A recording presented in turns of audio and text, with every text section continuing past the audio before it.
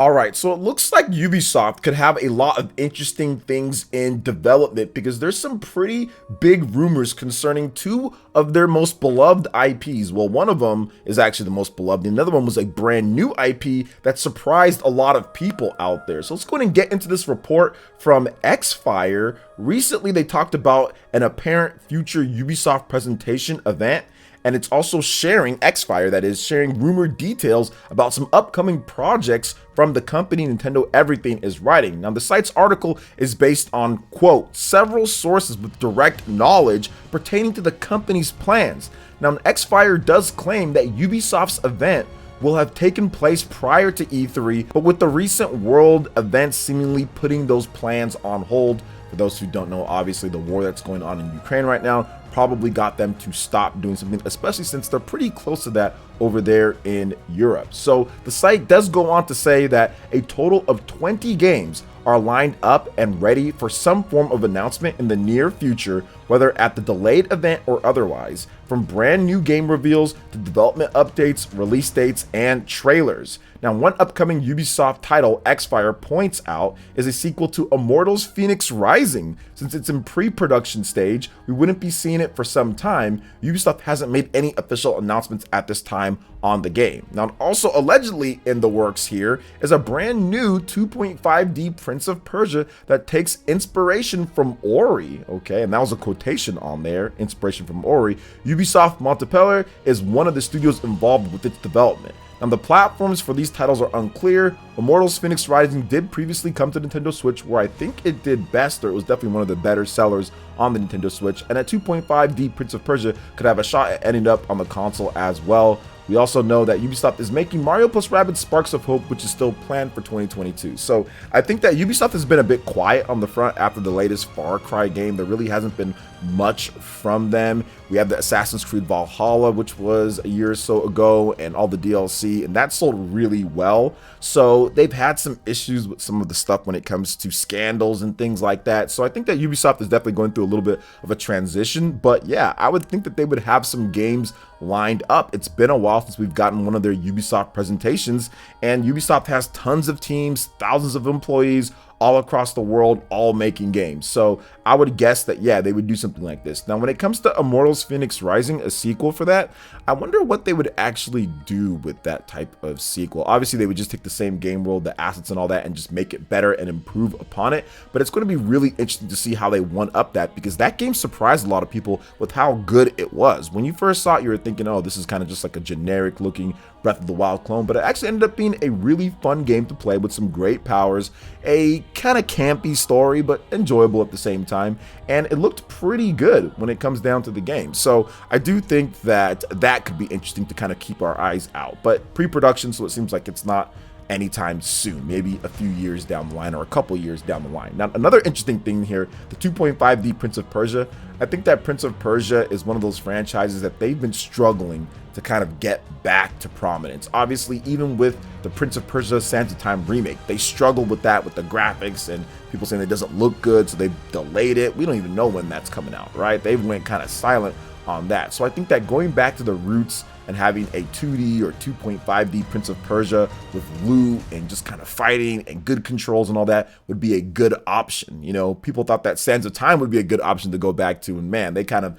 messed that up at the beginning from what people saw. So I do think that this is good. This is definitely good to see Ubisoft get some games out there, because honestly, like what they do with their bigger games, stuff like Assassin's Creed and stuff like Far Cry, it just doesn't, like, I'm tired of those games, man. Like, I've tried them and there's just too many sequels, they just too samey for a lot of the games, you know? So having some of these new different games like Immortals Fenyx Rising and a 2.5D Prince of Persia, bringing that back, that gets me a bit more excited than some of their bigger games out there. So what are your thoughts when it comes to this Ubisoft presentation that potentially could be happening? The rumors here, let me know your thoughts in the comment section below. All right, and moving on to the next topic here. This is a system update that a lot of people have been waiting for, although it might be rendered useless for some of you guys out there, but still, nonetheless, it's a good system update. So, Nintendo Switch system update version 14.0.0 is now available, and They say that it adds folders on Gematsu, but it's not really folders. They say, or groups rather. So yeah, groups and folders are different,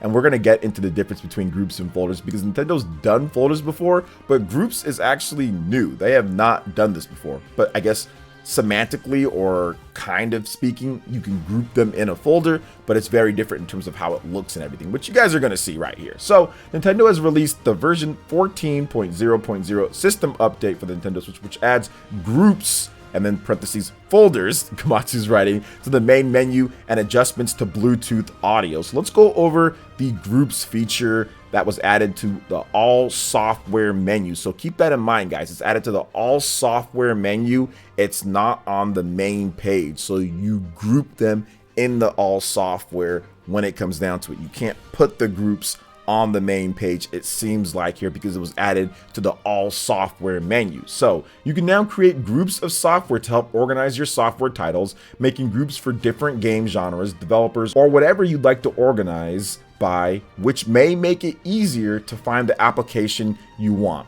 Up to 100 groups can be created with a max of 200 titles per group.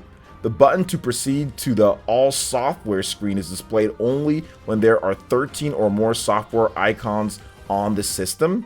For more information, you can see how to create groups of software. Now they also changed some Bluetooth stuff here. So for those that like to use a Bluetooth headset with their Nintendo Switch, this is going to be pretty good for you guys. So now you can adjust the volume of the Bluetooth audio devices using either the Nintendo Switch console or through the volume control buttons on the Bluetooth audio device. The Bluetooth audio device must support AVRCP profiles for these changes to work. The volumes displayed on the console reflect the Bluetooth audio volume when using the device's control buttons. The maximum volume output for some Bluetooth audio devices has been increased.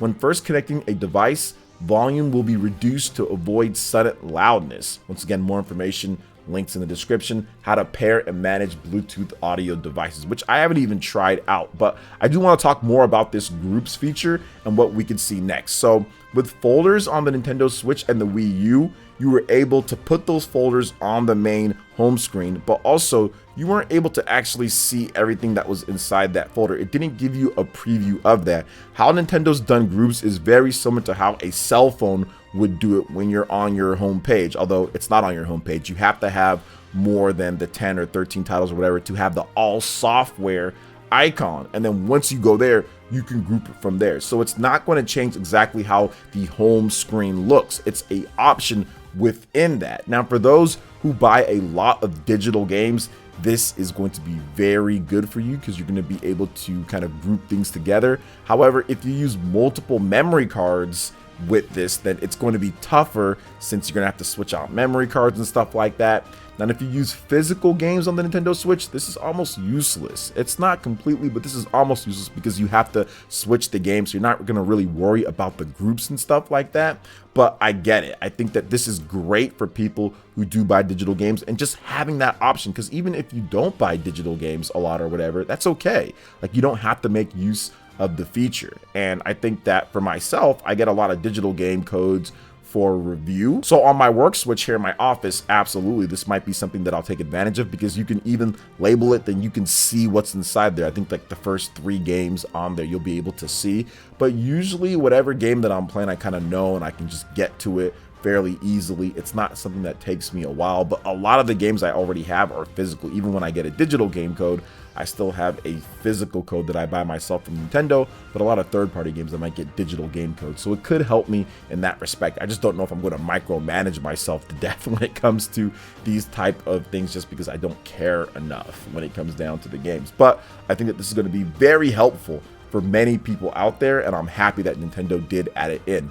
Briefly, I do want to discuss what they could do next now that they finally added this feature. I think that themes could be a thing, right? That's something that we've had before in the past, and people have been complaining and have been asking for groups or folders. I'm going to go ahead and call them groups because they're not folders. But people have been asking for this for a long time now at this point. So I do feel that the themes could be next, but I don't think it's going to be anytime soon. Usually when we get a major update or a brand new feature like this, it takes a while before the next big feature comes. So I'm guessing maybe in a year, 2 years. 3 years. I don't know. It took 5 years plus to get these groups on here to organize, so maybe it takes longer, but I understand a little bit from what I understand with software engineering and all that who I've spoken to. It seems like changing up some of this stuff on these systems can cause havoc and problems whenever you start changing up how it is and how it works, if it's not built in there from the beginning, or if it's not as flexible as, like, let's say like a Windows PC, like Microsoft with Windows and how they use it on their operating system. So we'll see exactly how everything kind of works out in the future. But what are your thoughts when it comes to the new Nintendo Switch system update, version 14.0, adding in this new grouping feature and Bluetooth being adjusted? Let me know your thoughts in the comment section below. All right, and moving on to the next topic here, guys. We've got a brand new Witcher title that's in development, and guess what? It's using Unreal Engine 5 this time around. So a brand new Witcher title is in development on Unreal Engine 5. Developer CD Projekt Red announced the new title will kick off a new saga for the franchise. The move to Unreal Engine 5 from CD Projekt Red's proprietary Red Engine is the beginning of a multi-year strategic partnership with Epic Games, which not only covers licensing, but also technical development of Unreal Engine 5 and potential future versions of Unreal Engine where relevant. CD Projekt Red will work closely with Epic game developers to tailor the engine for open world experiences. One of the core aspects of our internal Red 2.0 transformation is a much stronger focus on technology, and our cooperation with Epic Games is based on this principle, says CD Projekt Red CTO Powell Zadauni, I don't know if I pronounced that right, in a press release. From the outset, we did not consider a typical licensing arrangement. Both we and Epic see this as a long-term fulfilling tech partnership. It is vital for CD Projekt Red to have the technical direction of our next game decided from the earliest possible phase, as in the past, we'd spent a lot of resources and energy to evolve and adapt the Red engine with every subsequent game release. This cooperation is so exciting because it will elevate development predictably and efficiently while simultaneously granting us access to cutting-edge game development tools. I can't wait for the great games we're going to create using Unreal Engine 5. So let me do a little bit of a translation of that before we get into what CEO Tim Sweeney had to say. We don't ever want another disaster that was Cyberpunk 2077, because that's what happened with Cyberpunk. We were talking about different things and we're talking about features and all this, and our crusty engine could not keep up with our ambition because we just did not build it that way. We don't have the manpower or the development tools in order to get it to where we wanted to get it to, and we cannot suffer the same thing that happened with Cyberpunk. We cannot have that with our flagship franchise, which is The Witcher, because that will probably kill our business when it comes to making games. We can't recover from that and all the lawsuits. So we want to avoid that. So we're going with a proven, known development engine with Unreal, with people that can help us. So we plan this from the beginning and to where it can create a better work environment and atmosphere for everyone that's involved. That is the translation of what he had to say there. Now, Epic Games founder and CEO Tim Sweeney had this to say. Epic has been building Unreal Engine 5 to enable teams to create dynamic open worlds at an unprecedented scale and level of fidelity. We are deeply honored by the opportunity to partner with CD Projekt Red to push the limits of interactive storytelling and gameplay together, and this effort will benefit the developer community for years to come. Now, we don't know about the time frame, the release date, all the development, all that stuff is not known, but they just wanted to announce it to talk about it because it's a business. They're obviously trying to move on from Cyberpunk. Obviously, they have the next gen update that released, and they're probably going to be done with it. We don't know about the multiplayer. Is that going to be happening? I think that they're probably done with Cyberpunk after this, and they're going to get ready for that next gen Witcher patch that actually makes The Witcher 3, playing that on the PS5 and Xbox Series, better. So I think that they're getting ready to kind of get everyone back into what The Witcher is all about and sell more copies of The Witcher when that next gen patch launches. So that's my thought process on all this, and we'll see what happens. I'm not a huge fan of CD Projekt Red, but I do like their ambition, at least what they try to do. Sometimes it doesn't always work out that way, or I don't always like what they produce, but at the same time, I've tried all the Witcher games, and I think that they're ambitious and they can be fun at times, but just not for me, and Cyberpunk was just terrible. But let's see what they do here. They are a talented developer, and they do have a lot of stuff here that could be exciting for technology going forward with Unreal Engine 5 and the Witcher franchise. It should look and play good, but we'll see how it actually ends up. But this game is probably not going to be out anytime soon. I'm probably thinking like, what, 4 or 5 years from now, maybe? Maybe we see something in 3 years, 2 years. 2 years will be lucky. But anyway, what do you guys think about this? Let me know your thoughts in the comment section below. All right, and moving on to the last topic here, guys. We got a brand new, oh my gosh, another acquisition from Sony here, but I'm not really sure if this acquisition means anything.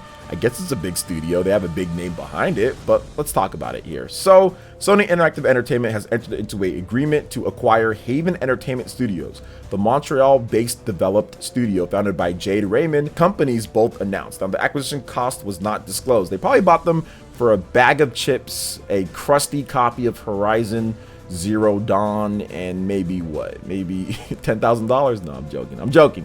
Haven Entertainment Studios was originally founded in March 2021 with an investment from Sony Interactive Entertainment and is led by a premier team of game creators with over a decade of experience collaborating on some of the industry's most popular games and franchises. It currently staffs over 60 employees and growing. The studio is currently working on a, quote, new live service experience for PlayStation, built upon a systemic and evolving world focused on delivering freedom, thrill, and playfulness. So I want to stop right there because there's a bunch of other stuff here. Jade Raymond talks and all that. You guys can check it out from the PlayStation blog.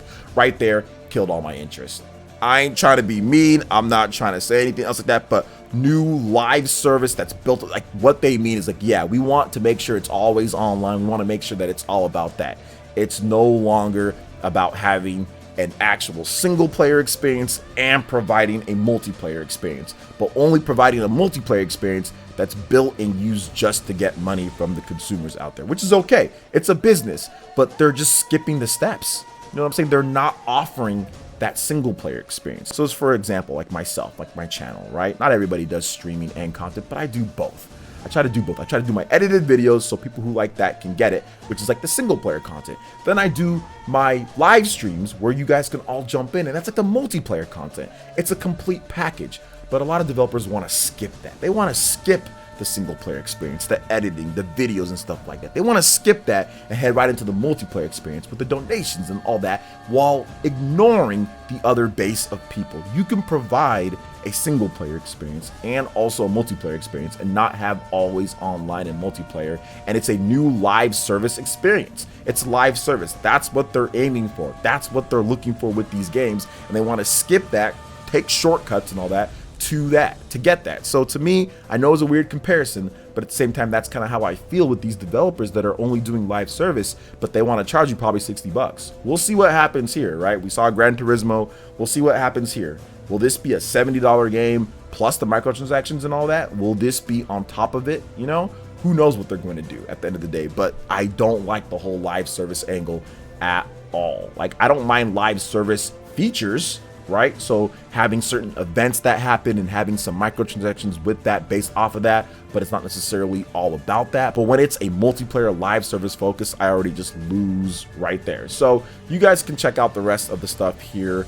I'm not a huge fan of Jade Raymond. You know, she did Assassin's Creed back in the day, but I haven't really played anything from hers that I actually truly love or like a lot. So not super excited, but I wanted to talk to you guys about it and do a little bit of a rant on live service stuff. So it is what it is there. What do you think about Sony buying another studio here? I'd love to hear your thoughts in the comment section below. All right, guys, that wraps it up for this video here. Thank you guys so much for watching. I do appreciate it. Please make sure you hit that like button, subscribe if you're someone new, click that notification bell, and we'll see you in the next video.